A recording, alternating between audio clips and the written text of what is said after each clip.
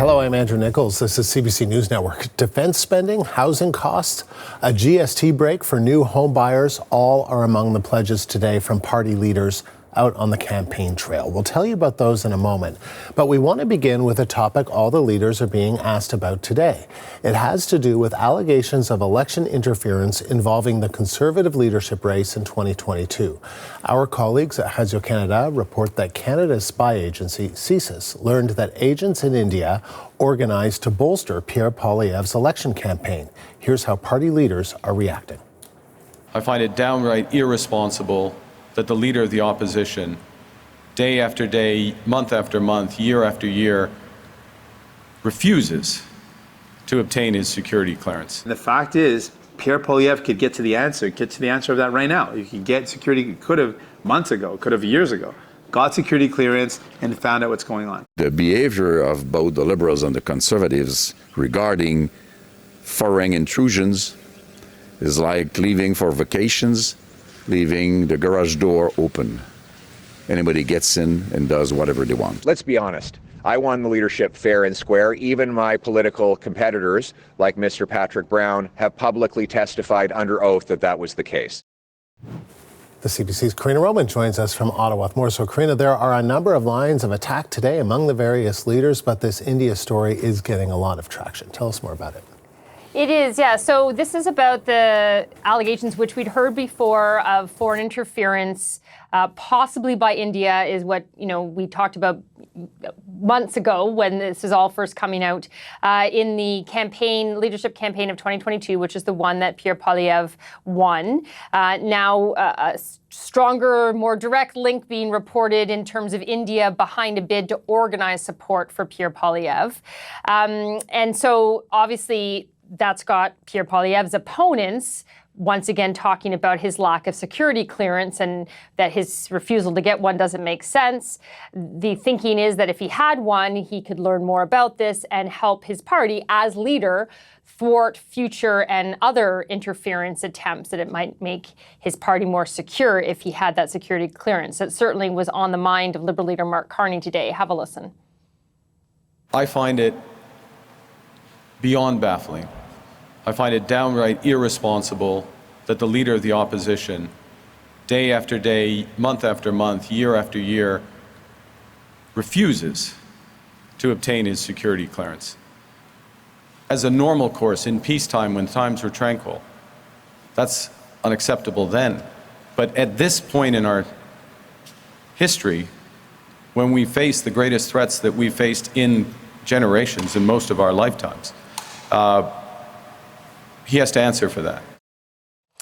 Not surprisingly, obviously, these questions and especially the story that we're reporting was put to Pierre Poilievre at his media availability today. He says that he knew nothing about such interference. That's not surprising. Most times the person actually who some proponent foreign agent is trying to help doesn't know what's going on.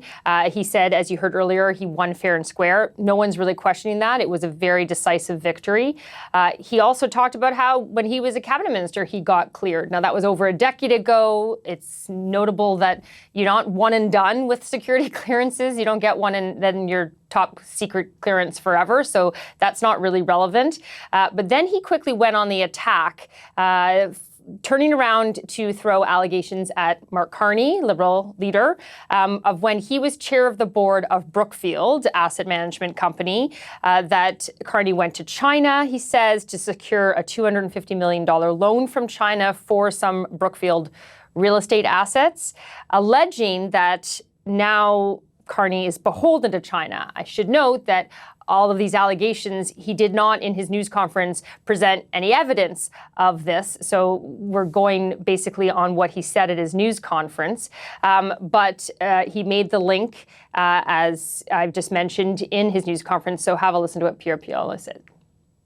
They've done incursions into our northern waters. Mark Carney will never be able to protect our national interests because he has massive financial conflicts of interest overseas. What we need now is not to give the Liberals a fourth term with a weak and compromised leader. What we need is a Prime Minister who will put Canada first for a change.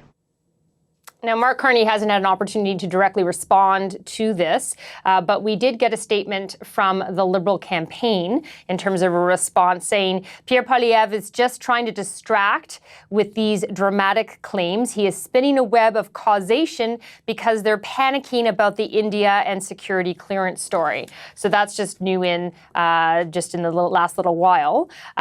This is not, of course, where the mudslinging ends. The NDP also drawing links between Mark Carney's former board of the chairmanship of the board of Brookfield previously, and what it means as prime minister in terms of Brookfield's, I guess they would say, rather poor reputation as a landlord in terms of its real estate holdings, in terms of the whole concept of rent eviction. So have a listen to what NDP leader Jagmeet Singh had to say.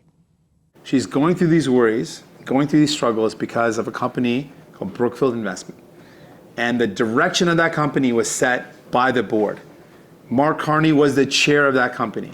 So they looked at buildings which had cheaper rent and said, there's an incredible opportunity. In fact, in their own words, in their report, they said, there's no better opportunity since the financial crisis of 2008 than this housing crisis to buy up buildings where people have affordable rent and find ways to squeeze more profit out of them. That was their strategic direction. This is the guy that now wants to be prime minister. Now, again, we haven't had the opportunity to put those questions to Mark Carney either. It is worthy to note that as chair of the board, you don't really have your hands in day-to-day operations, but I'm sure the questions won't go away just because of that. Mm-hmm. And so this is an election campaign, things happen, and so we'd also like to talk about the promises on the campaign trail. What did we hear there? The Conservatives going forward with their announcement about a GST cut on all new homes under $1.3 million. Pierre Poilievre was also asked about his plans for the dental care program, saying that anyone covered now would still be, that they wouldn't lose their program. It's not clear what would happen with future enrollments or whether there would be allowed for future enrollments. Pierre Poilievre also asked about the child care program. Sounds like he definitely has some changes in mind, but again, not clear on what those changes would look like. For the Liberals, talking about military investment and rearming and rebuilding.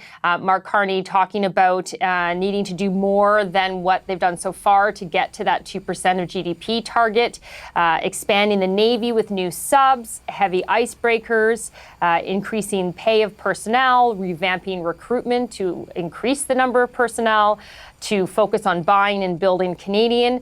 But all of that is the broad strokes. We don't have the details yet. Those details, he says, are still to come. Karina, thank you. The CBC's Karina Roman in Ottawa.